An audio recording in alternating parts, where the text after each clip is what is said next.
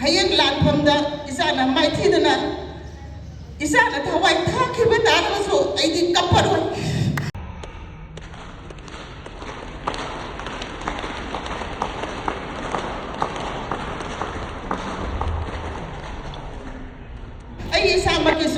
ai nupa ama khatang phokjabase mana class 10 karaba 11 tamakwa matamdagidi hairiba kuki gi lan se hawkhibana marum moiraga ai isa nupa su ngasidi ma eti da dum yaukre aina su dum amada phokjaba isa oirabasu irei ba ka da madda ka thokre ai hayang lan phamda isa na maithidana isa na thawai thakhiba tarasu aidi kapparoi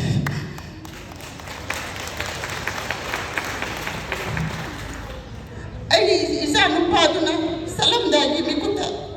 hairami ima nagna kapadi ka sunate ai irei ba kanda bagidama ai sakani hadra sakhibada mapasu lejadre ado ai isa nupa ai khambi balaite masu thadu ai su irei ba numsi jaruba hoina lansina he haurakpadagi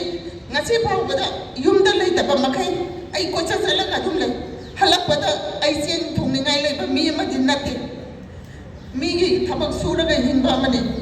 adu tasena hairabada akoi isa moro nganbana ima amatang oibiu hana tatana lawrakhibado ngasidi akoi oiraseba isana haibado akoi jomu illaseba ngarang nahan khakta thogliba ising isau sigi matang dasu mahana akoi ready taurasi haiba matamda adum moi amatoina unit khudi maki anang haina roba leitana lakhibado mokhoi yamna tamjaninga yama oitai nupi amani haina khalaga ima sina tongamba mingthola ma khakpiraga apunba nupi yoina kanagi matau tamjaraga isa arambai singi matau to tamjaraga nupi oi bisigi apunba bai ko semasi haina se ngasi ima singse thamjage